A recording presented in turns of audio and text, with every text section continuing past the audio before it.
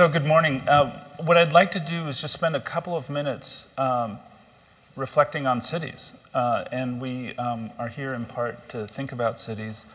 And I'm going to just do this in three parts, just a couple of basic facts and figures just to get us all on the same page. Some conceptual ideas that have come from this publication, and I'll talk more about this, that's called The City in 2050. And then just a couple of stories about some of the conversations I've been able to be a part of. So start with a couple of quotes. I love this one. It's hard to make predictions, especially about the future. And I think this actually is resonating a lot with me right now, because I think that this whole ascendancy of the conversation around resiliency and being prepared for unusual things is something that is very much part of the conversation.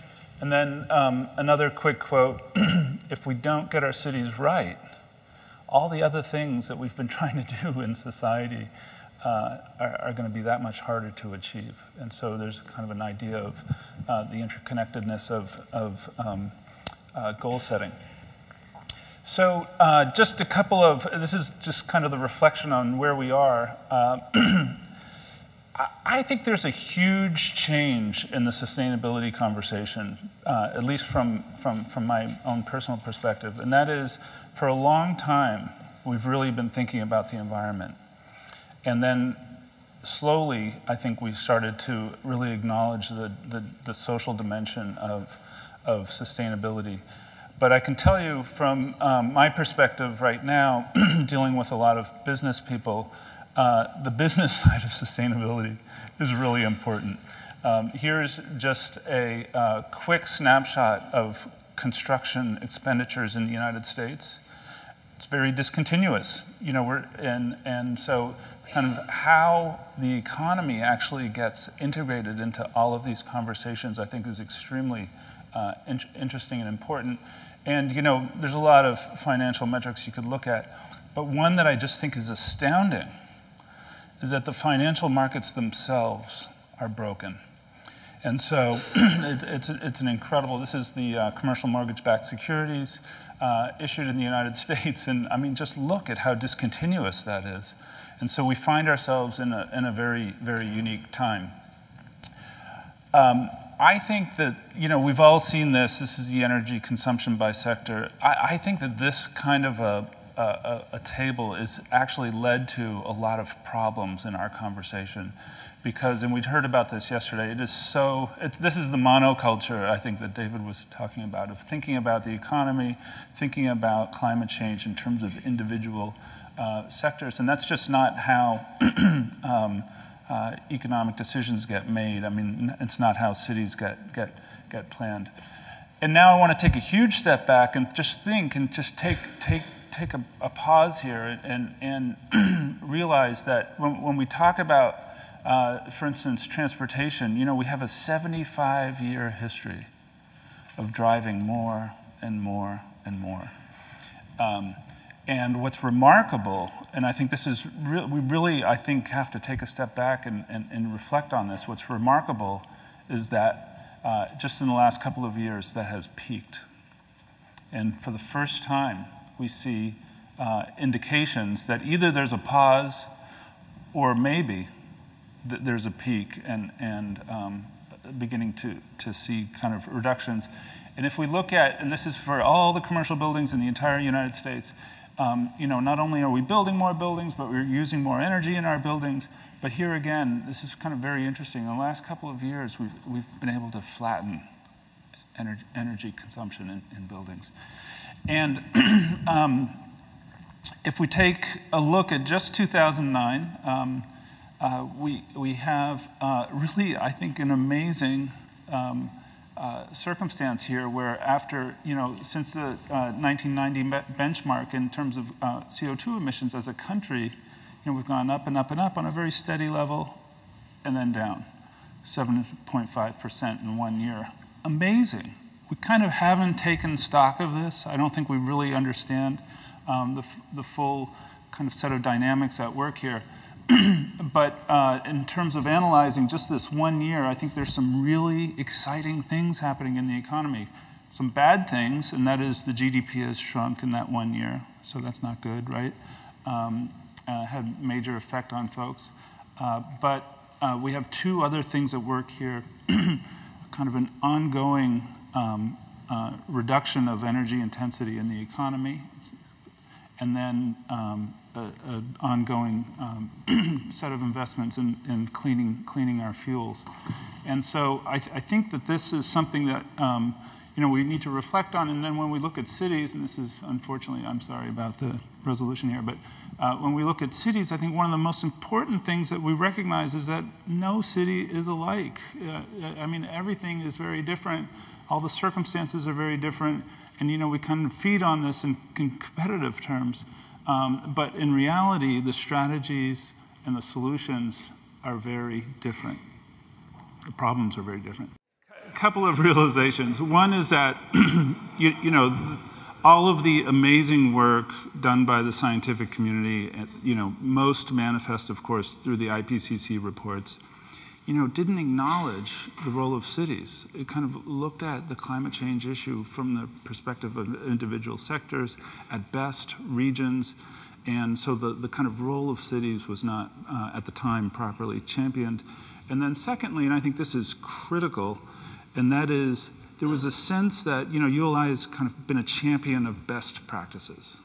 So if we could only use the best practice, then we would be making an important marginal improvement, and that would be contributing to sustainability. There was a realization that that's not going to be enough, that there are discontinuous changes necessary in order to fundamentally change how cities work and how they're developed. So why 2050? Never has there been a coordination milestone that's been shared by so many different stakeholders. We have an international coordination milestone. We have a local community coordination milestone. And it is just an amazing opportunity to seek alignment. It's also incredibly symbolic. For a long time, for those of us who are a little bit older, we're talking about life in the 21st century. Well, we're here. This is it. It's game time. And so the symbolism of working our way halfway through the new century. And then there is a series of very fundamental demographic issues. We heard a little bit last night. Globally, 2 billion more people in cities. 2 billion more people in the middle class around the world making discretionary decisions on where they work, where they live, where they go on vacation, how they spend their free time. And importantly for us, I think, at least 100 million more people in American cities, just over this next 40 years. And if you look 40 years back, 40 years back, the EPA didn't even exist. So what are these goals that we're setting for ourselves? And how do we think that we can achieve them? Along the way, of course, we have to figure out how to reduce emissions. And importantly, not only is this an incredible opportunity to identify and deliver public outcomes, public benefit outcomes, but secondly, in terms of time, cities change very slowly. So, in terms of investments, this is really only 2 investment cycles away when you look at it from the perspective of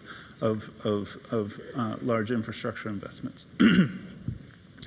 Now, and I apologize, this is a terrible slide here, nobody can read it. But this first top demographic chart is 2000, and this bottom is 2050. And one just absolute important change in our society is that we are growing older. The NIH says that the people who will grow to be 130 years old are alive today. So among us, maybe, we will grow to be 130. We have, of course, major demographic shifts, not only in terms of race and kind of social composition of the country, but also in terms of household makeup. So the traditional family will only represent about 20% of society. We'll have another 20% that are single parent households.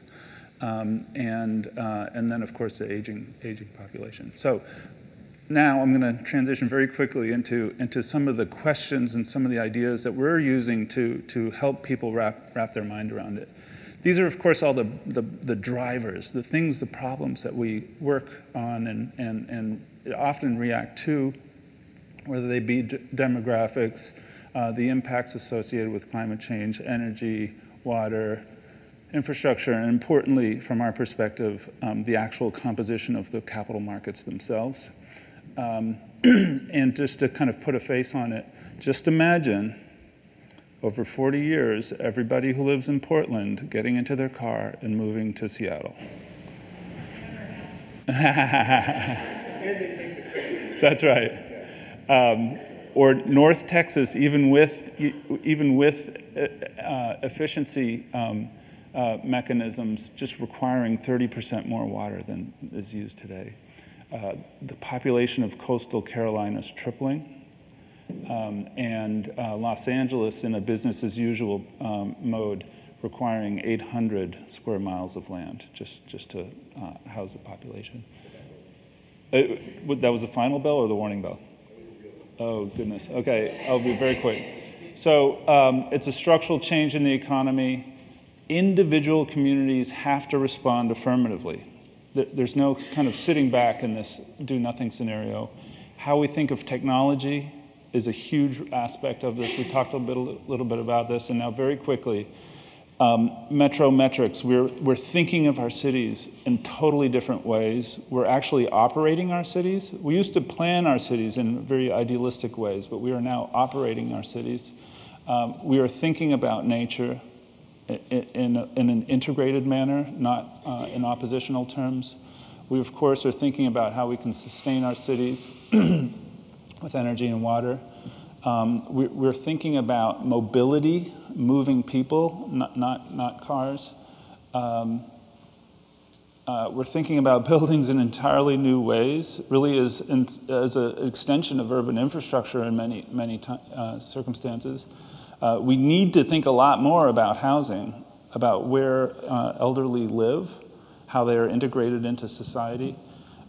We need to think quite a bit about not only who is doing the planning and how they're coordinating with others who are doing planning, but how the planning and the building and the planning and the investment is occurring to actually deliver results. And then the last theme or idea here is that we really need to begin to understand these information mechanisms that allow us to behave in entirely new ways, very smart ways in cities.